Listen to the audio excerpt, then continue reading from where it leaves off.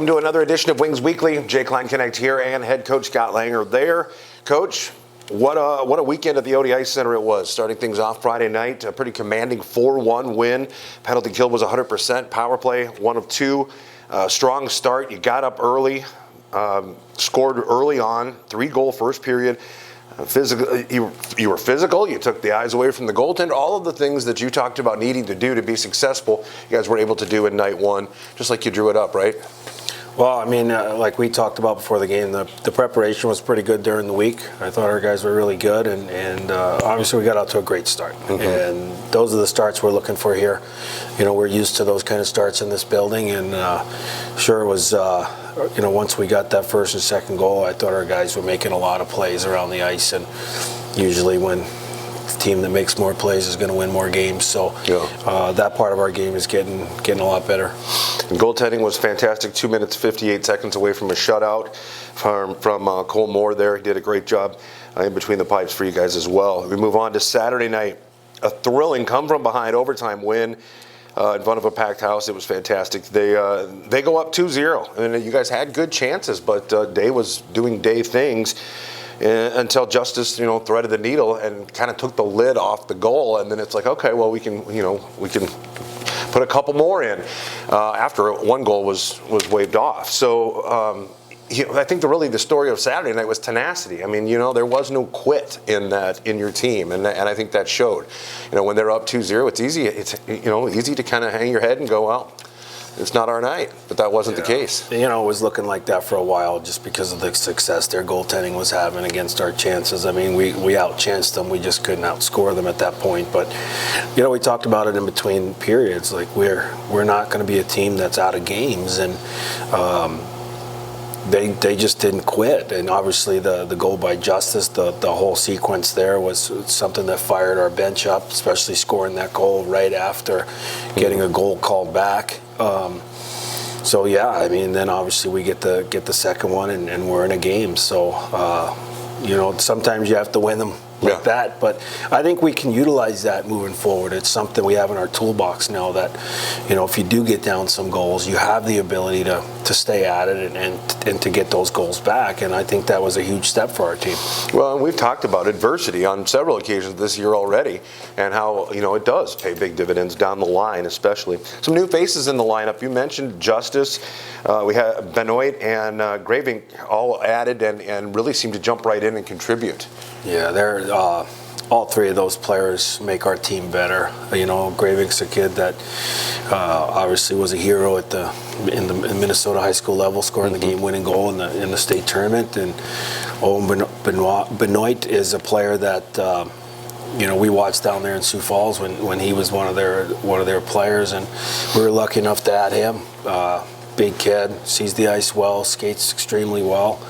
And then Nick Justice, who's a veteran of the league that has done a great job over his NAHL career, putting up points and just being a stable guy on the back end. And I thought all three of those guys chipped in to our efforts this weekend. Yeah, without a doubt. And it was funny, it really seemed like they kind of took to the team quickly as well. I mean, you could see a lot of personality and stuff, at the jersey auction, for example, which we're going to touch on in a moment. But, you could just see that they really seem to join in as, into the family that you guys talk about often. So that's kind of cool to see, too, that there is a welcoming environment that brings these three guys in. And, hey, they right away, like you said, contributed big.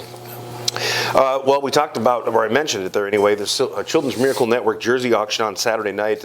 Great event. We want to thank everybody who came out and stayed and bid for the jerseys. I don't want to say the total because I'm not entirely sure, but I think it was roughly about $22,000 that was raised. So right around that neck of the woods anyway. So a great cause and a great auction. Really cool jerseys, these specialty jerseys that people are going to be able to take home with them, those game-worn jerseys. So again, thank you to everybody involved. You've talked about needing to be a team that's hard to play against. I wanted to, in your words, what is that? And second part, do you think you were that this weekend?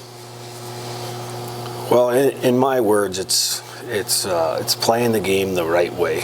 Obviously, there's a little structure involved in that, but it's punching your opponent right in the teeth. And letting them understand that when they do play us, like, it's not going to be easy. Right. No matter what your game plan is, it's just not going to be easy. And obviously, there's a lot of factors that go into not being an easy team to play against. Right. First and foremost is we need to out-energize teams. Mm-hmm. And a lot of people say that, but I think you're starting to see the Wings play that way. Yeah. And that they work hard. It's a hard-working group. And, being hard to play against is me versus you, and I'm going to find a way to beat you. Right. And keep coming at me, and I'm still going to be there type mentality. And that's kind of what we talk about is it doesn't matter the skill level of each team. It really matters on how tough you are as a team, mentally and physically. Sure.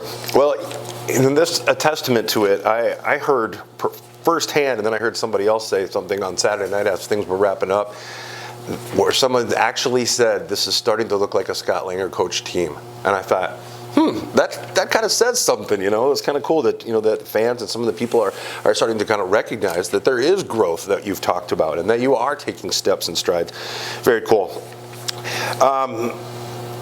And this is another one that might be a little bit goofy because I think in hockey circles and hockey culture, everyone pretty much knows what it means, but there are some people that maybe aren't as familiar with certain terminologies. And one of them that I've heard people ask about is, what is a 200-foot player? You hear that term often, and can you describe that? Well, hockey's gone to more 200-foot players. Mm-hmm. And 200-foot players is a player that has the ability to chip in offensively, but also take care of his own end of the ice defensively. Back in the day, there was you need a goal scorer, you need a fighter, there was all these classifications of players, and now everybody's looking for that player that can actually do it all.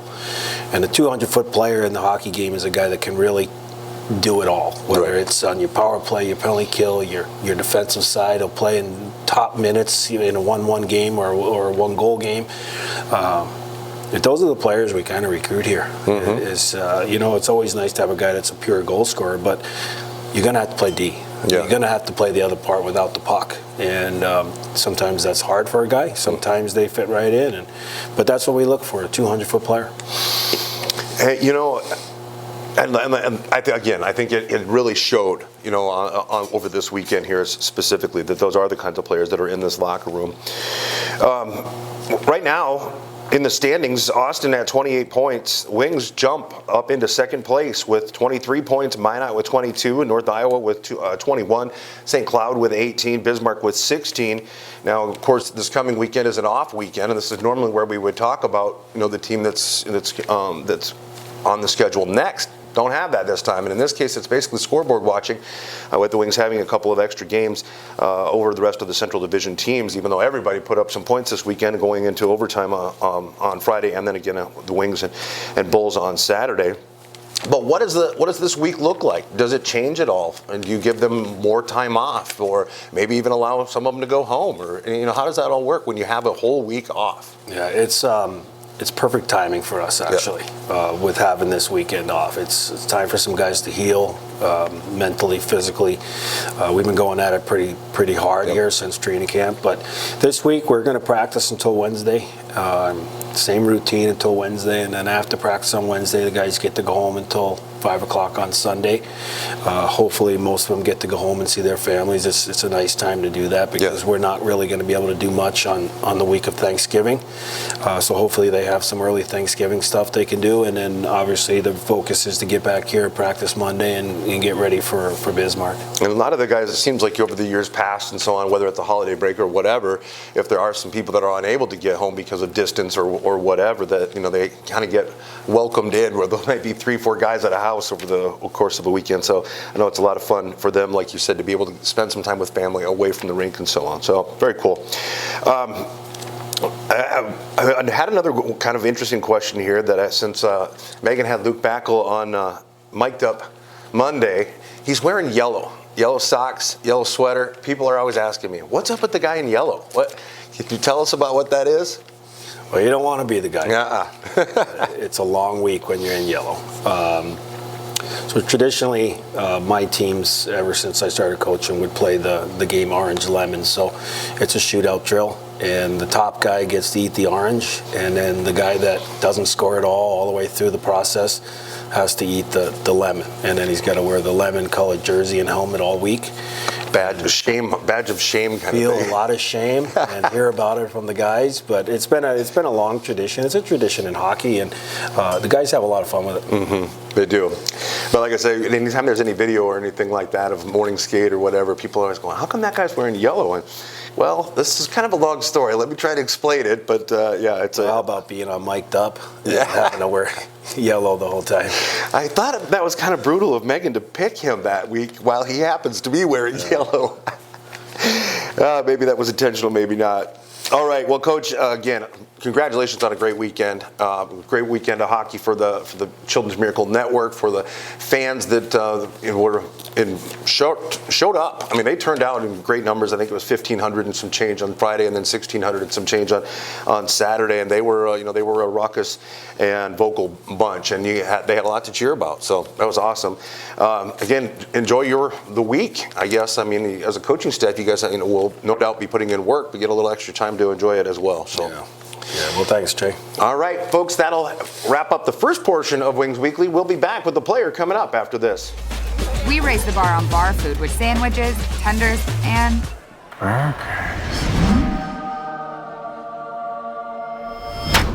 there's more where this came from. To the greatest of all time. Second portion of Wings Weekly continues on, and as usual, a player is joining me. This time, it is Nikolai Tishkevich of Minsk, Belarus. Prion Briastre. Did I say that right? Welcome? Yeah. Welcome. Prion Briastre. I learned something today. So I always enjoy having European players on Wings Weekly because, the story is a little bit different. The journey is a little bit different. And, in learning a little bit about Minsk, it's got to be just a huge culture shock, coming from a place with so much theater and museums and ballet and so much history and so much culture to a country of 256 years old that, we're babies in a lot of senses. What has it been like to come to the United States and, just from a cultural standpoint? Yeah, as for me, it's like not a big difference because I all my time in hockey, and hockey culture here is huge. Is bigger than Belarus. Yeah, so for me, it's not big difference between cultures. Because your day-to-day stuff is pretty much, it's live, breathe, eat, whatever, hockey. So yeah. Okay, well that's cool. How did you, I always ask the guys, how did you get started playing hockey? Did you have someone that influenced you or that maybe kind of got you started with the game? Oh, like when I was baby, my parents showed me like all kinds of sports, like football, soccer. Yeah. Soccer.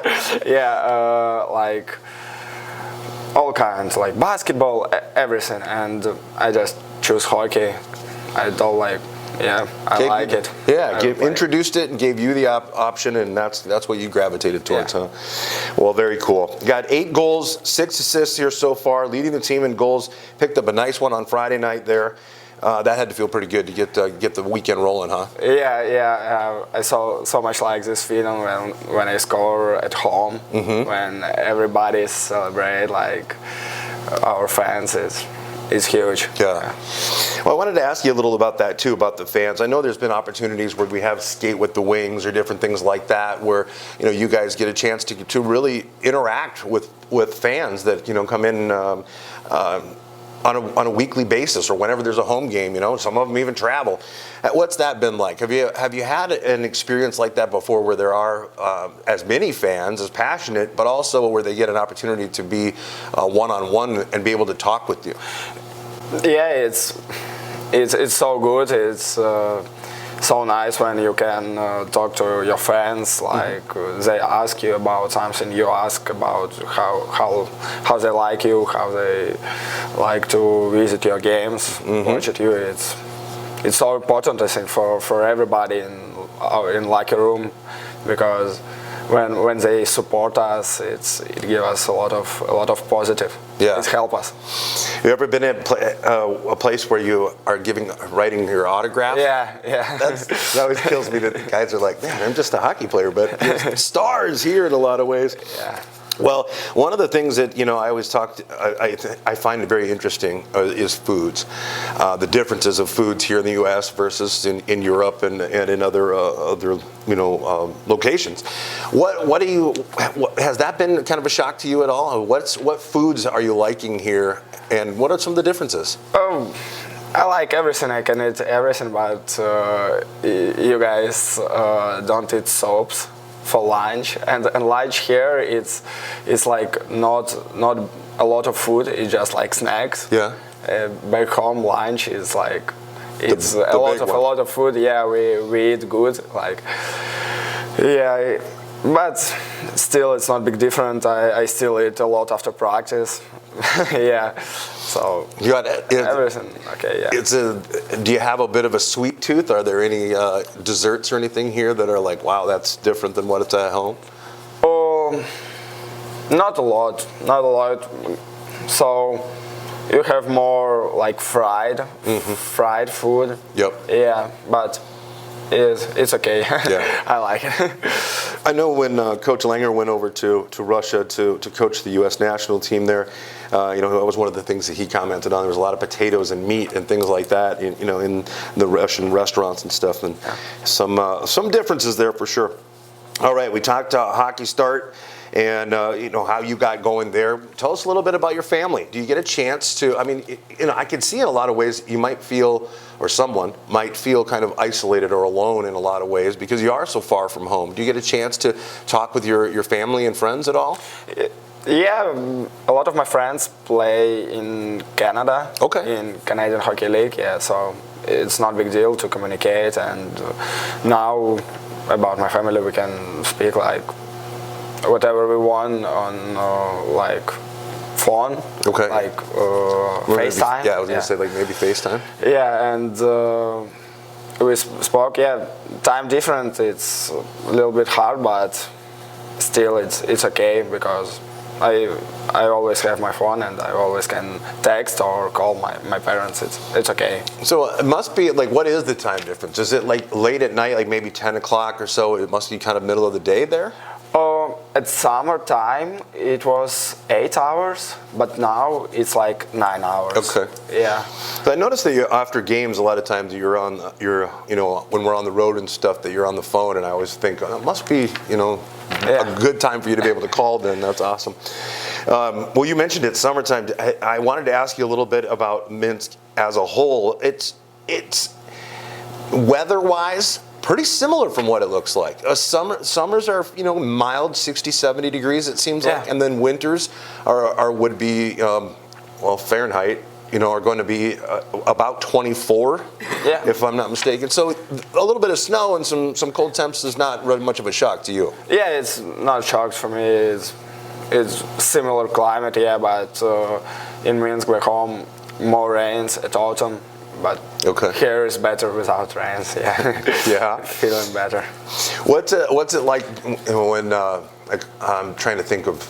Like, is it mountainous? Are there a lot of like valleys and hills and stuff? Oh, it's similar. Here, it's like hills. Yeah. Okay. Well, excellent. You've got a week coming up here where you don't have a game to prepare for.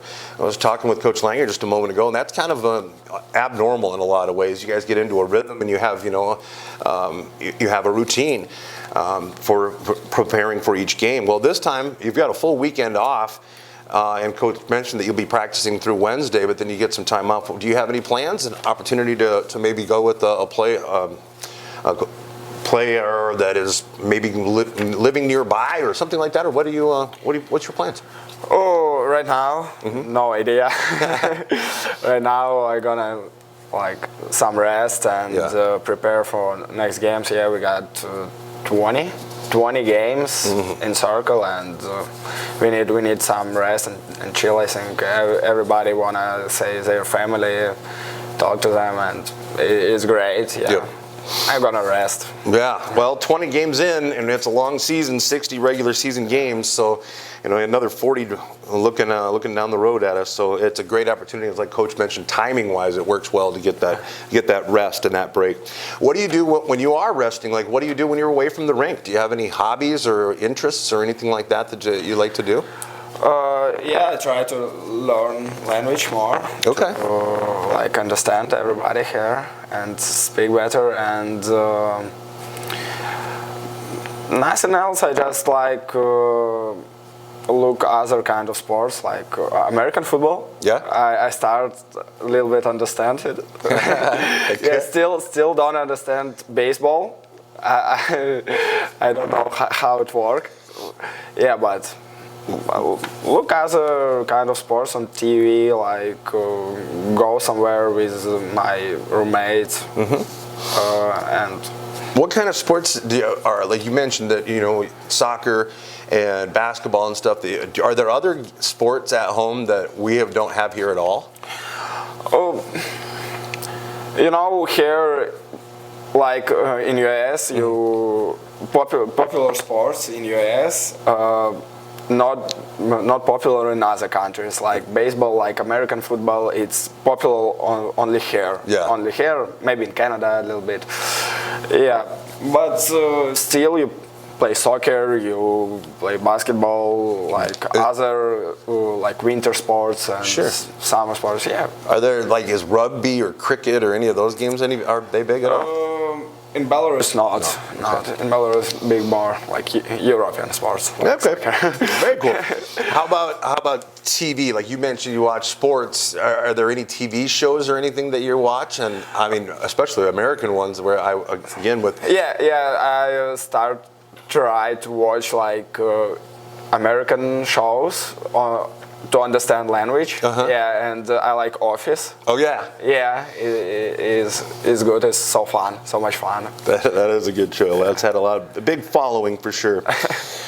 All right. Well, again, a great weekend for you guys. You had a big goal there on Friday night. Congratulations on that, and a come-from-behind overtime win on Saturday night. The crowd was going crazy. That was fantastic, and a great sweep of the North Iowa Bulls. So congrats on that. I really appreciate you taking some time to talk to us a little bit. I'm always, like I said, I'm not that I'm not interested in what a player from Minnesota, how they got started, but it's a little different when you're talking to a European and so on. So I always look forward to these interviews. I really appreciate you taking some time to talk to us. Yeah, thank you. All right, folks. Wings, as we mentioned, the Wings have the weekend off before they return to the ice on November 26th when they host the Bismarck Bobcats at the OD Ice Center. Check out AberdeenWings.com or find our social media pages for a look at the remaining games in 2022. A few things happening this week. Thanks to Nancy Odie, the Wings have a beautiful tree set up at Festival of Trees at the Yildiz Shriners. The players will be at the Shrine Monday night from 5 until 7, and fans are invited to come check the tree out all week long. There's a raffle happening too. Get tickets to win your favorite tree, plus special gifts that come with the tree. Tickets are $1 each, or get 30 tickets for just $20. We're also kicking off our season of bell ringing for the Salvation Army this week. Wings players will be at Runnings on Wednesday from 4 until 7, then back at Runnings on Tuesday nights for the next 4 weeks. Very few corporate night sponsorships are still available for the 2022-23 season. Call Aaron at 605-380-5852 to see what's left. Don't forget, you can listen to Wings Weekly via our podcast. Find the audio for this season's episodes on Spotify, Stitcher, or iHeartRadio. And for all the latest news and information on the Wings, visit AberdeenWings.com or follow us on Facebook, Twitter, Instagram, and TikTok. Once again, Nikolai Tishkevich, thank you so much for joining us. Thank you. All right, folks, that'll wrap up this week's Wings Weekly.